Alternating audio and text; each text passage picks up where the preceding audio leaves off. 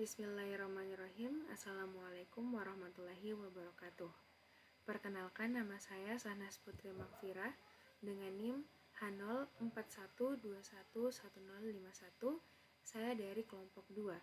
Pada kesempatan kali ini, saya akan memberikan penjelasan singkat mengenai karyotipe. Baik, jadi pertama-tama saya akan menjelaskan apa itu kromosom. Nah, jadi kromosom itu merupakan sebuah molekul DNA panjang yang mengandung sebagian atau keseluruhan materi genetik dari suatu organisme. Pada makhluk tingkat tinggi, sel somatis atau sel tubuh kecuali sel kelamin mengandung satu sel kromosom yang diterimanya dari kedua induk atau orang tua. Nah, kromosom-kromosom yang berasal dari induk betina bentuknya akan serupa dengan yang berasal dari induk jantan. Maka sepasang kromosom itu akan disebut sebagai kromosom yang homolog. Karena itu jumlah kromosom dalam sel subur dinamakan diploid atau 2N. Sel kelamin atau gamet itu hanya mengandung separuh dari jumlah kromosom yang terdapat dalam sel somatis. Nah, karena itu jumlah kromosom dalam gamet dinamakan haploid atau N. Kromosom dibedakan atas autosom atau kromosom tubuh dan kromosom kelamin atau kromosom seks. Kecuali pada beberapa hewan tertentu, maka kebanyakan makhluk memiliki sepasang kromosom kelamin dan sisanya merupakan autosom. Baik, jadi saya akan melanjutkan mengenai kromosom berdasarkan letak sentromer. Jadi kromosom ini memiliki bentuk yang berbeda-beda berdasarkan panjang lengan yang dimiliki kromosom tersebut. Nah, ini dibedakan menjadi 4. Yang pertama itu adalah metasentrik. Teman-teman bisa melihat gambarnya pada PowerPoint. Jadi di metasentrik ini kromosom jenis ini memiliki panjang lengan yang relatif sama sehingga sentromernya berada di tengah-tengah kromosom. Lalu yang kedua adalah submetasentrik. Jadi kromosom jenis ini memiliki satu lengan kromosom lebih pendek sehingga letak sentromer sedikit bergeser dari tengah kromosom. Yang ketiga adalah akrosentrik. Nah, pada akrosentrik ini salah satu lengan kromosom jauh lebih pendek dibandingkan dengan lengan kromosom lainnya. Dan yang terakhir itu merupakan telosentrik. Di telosentrik ini kromosom hanya memiliki satu buah lengan saja sehingga letak sentromernya itu berada pada ujung kromosom. Nah, jadi saya akan melanjutkan pembahasan saya mengenai kelainan pada kromosom. Nah, jadi kelainan kromosom ini dapat diturunkan dari orang tua ataupun terjadi secara de novo dan berkontribusi besar terhadap terjadinya cacat lahir pada bayi. Kelainan kromosom yang seimbang biasanya itu tidak memiliki efek terhadap fenotip sehingga tidak akan muncul tampilan yang dismorfik pada seseorang. Namun kelainan kromosom autosom yang tidak seimbang inilah yang dapat menyebabkan adanya congenital malformasi atau dismorfik yang multiply dan kebanyakan berhubungan dengan retardasi mental. Jadi tampilan dismorfik yang muncul tersebut merupakan kelainan yang disebabkan karena adanya embryogenesis yang tidak normal atau abnormal. Karyotipe. Jadi karyotipe sendiri itu merupakan metode atau cara untuk pengorganisasian kromosom suatu sel dalam kaitannya dengan jumlah, ukuran, dan juga jenis. Karyotipe ini bermanfaat untuk mengidentifikasi abnormalitas tertentu dari kromosom. Jadi teknisi medis itu biasanya mempersiapkan karyotipe dengan menggunakan komponen darah berupa leukosit atau sel darah putih. Nah, jadi kelainan kromosom pada penderita itu bisa menimbulkan variasi jumlah kromosom bila dibandingkan dengan orang normal yang mempunyai karyotipe 46 dengan genotip XX pada wanita atau 46 dengan genotip XY pada pria. Sindrom. Jadi sindrom ini dalam ilmu kedokteran dan psikologi merupakan kumpulan dari beberapa tanda dan gejala klinis yang sering berhubungan dan muncul bersamaan, serta diasosiasikan dengan penyakit atau gangguan kesehatan tertentu. Istilah sindrom dapat digunakan hanya untuk menggambarkan berbagai karakter dan gejala, bukan diagnosis.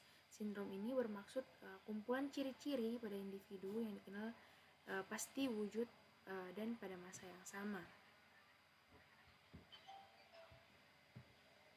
Baik, saya akan menjelaskan mengenai perbedaan kromosom manusia normal dengan kromosom manusia yang mengalami kelainan dengan kromosomnya. Nah, jadi di sini adalah merupakan karyotype pertama yang merupakan karyotype pada perempuan normal, di mana pada perempuan normal ini mempunyai 46 kromosom atau 23 pasang di tubuhnya.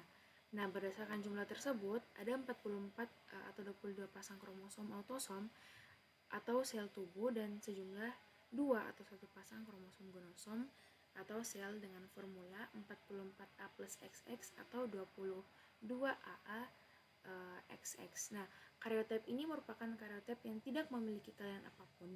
Jadi manusia yang memiliki lebih atau kurang kromosom di dalam tubuhnya yang akan mengakibatkan dia itu mengalami suatu kelainan seperti Down syndrome, sindrom Turner, sindrom Patau, dan lain-lain. Saya akan memberikan contoh yaitu kelainan berupa Down syndrome. Nah, kelainan berupa Down syndrome yang dialami oleh laki-laki ini kelainan yang adanya kelainan pada kromosom genetik 21 yang menyebabkan keterlambatan perkembangan dan intelektual. Down syndrome ini terjadi karena adanya kelainan genetik yang menyebabkan komponen DNA terbentuk secara tidak normal. Adapun formula dari Down syndrome sendiri ini adalah 47XY plus 21. Jadi pengidap Down syndrome mempunyai tingkat kemampuan belajar yang kurang dan menghambat pertumbuhan yang dimana menyebabkan perbedaan satu dengan yang lain. Adapun ciri-ciri dari Down syndrome itu matanya miring ke atas, bertubuh pendek, bagian hidungnya kecil, dan tulang hidungnya juga rata. Adapun contoh selanjutnya yaitu kelainan kelainan atau sindrom Turner. Jadi sindrom Turner ini merupakan kelainan yang terjadi pada perempuan yang menyebabkan kurangnya kromosom X. Perempuan normal memiliki kromosom seks berupa XX, sedangkan pada penderita sindrom ini hanya memiliki satu kromosom seks yaitu X0. Formula dari sindrom ini yaitu 44AA plus X0. Kelainan kromosom ini terjadi karena adanya kerusakan sperma atau ovum yang terjadi ketika pembentukan gamet. Sindrom Turner juga dapat terjadi karena kesalahan pada saat meiosis 1 yang terjadi pada gametosis ayah, dan juga karena adanya kegagalan dalam pengaturan ulang. Jadi penderita sindrom ini memiliki ciri-ciri berupa leher lebar, daun telinganya turun, serta kelainan lipodema pada tangan dan kaki, bertubuh pendek, dan lain sebagainya. Nah, kecerdasan sindrom Turner ini normal, tetapi telah dilaporkan pada penderita sindrom Turner memiliki masalah pada pendidikan dan perilaku. Dan yang pada contoh terakhir atau karyotip terakhir itu adalah sindrom Patau. Sindrom Patau pada perempuan. Jadi sindrom Patau ini adalah kondisi ketika seseorang memiliki ekstra kromosom nomor 13. Penderita sindrom Patau umumnya tidak bisa bertahan hidup dengan lama. Formula sindrom Patau pada perempuan yaitu 45A plus XX 13. Pada keadaan normal, tubuh hanya